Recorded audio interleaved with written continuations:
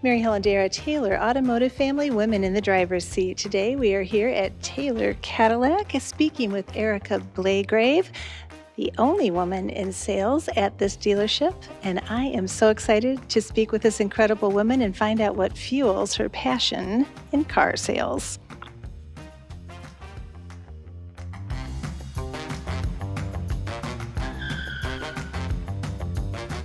Erica, thank you so much for being here today. My pleasure. What inspired you to enter the car sales industry, and what has your experience been like so far?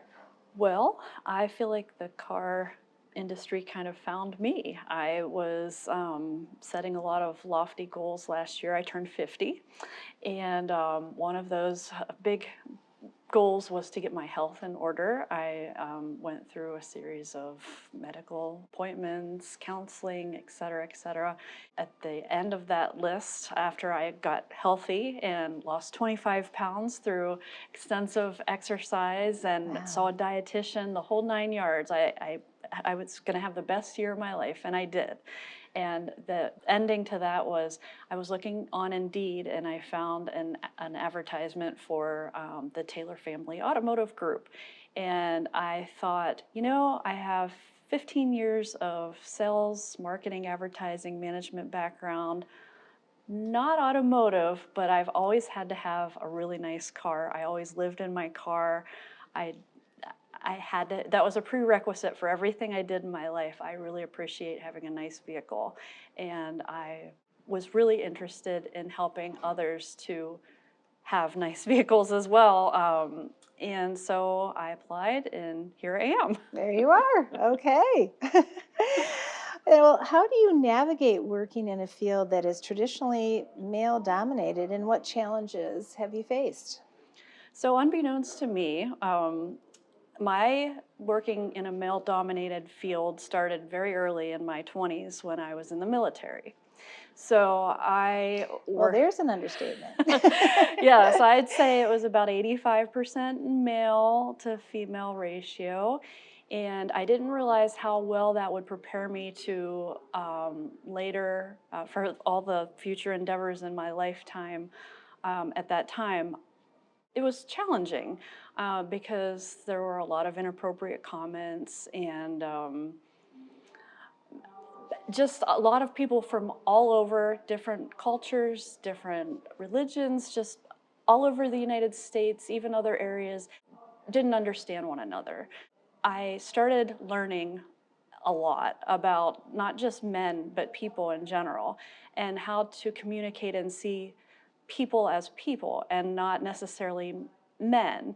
And I ended up asking men a lot of questions and just really trying to build rapport, establish rapport with each individual man. And I ended up being one of the boys.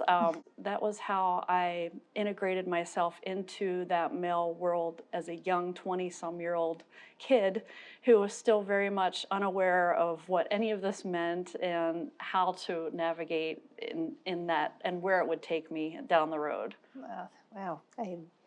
That's quite a history. What strategies have you found most effective in building trust and relationships with customers as a new salesperson? Um, Honesty and being yourself. Be true to who you are, be honest, be knowledgeable about your product. And people can see right through if you genuinely want to help them or if you're just trying to make a sale. And the only reason that I'm in sales again is because I genuinely like to match people with their needs and wants. I genuinely love the feeling that I get, that they get more so when they find their dream car and we figure out a way to make it happen for them. It wasn't just cars, it was in everything. Everything that I've done, you're selling yourself every day, no matter what you do. And it shows, your passion shows, everything shows. So honesty and passion and really caring about helping people. That's true. What advice would you give to other women considering a career in car sales?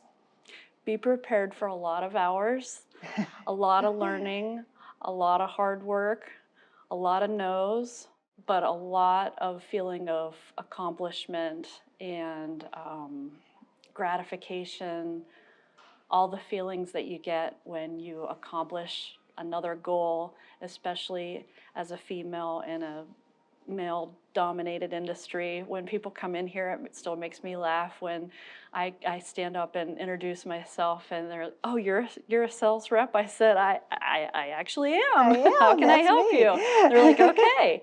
And so, yeah, just be yourself, be honest. And you gotta love it though. You gotta love it or it's not gonna work. And if you don't, if you can't find the balance and the love and the passion, sales probably isn't a good Yeah. job for you. Well, you can tell you're finding the balance. Where do you see yourself in the industry in the next few years, and what are your goals for growth and success? That's a really good question because I didn't see myself in this industry a year ago.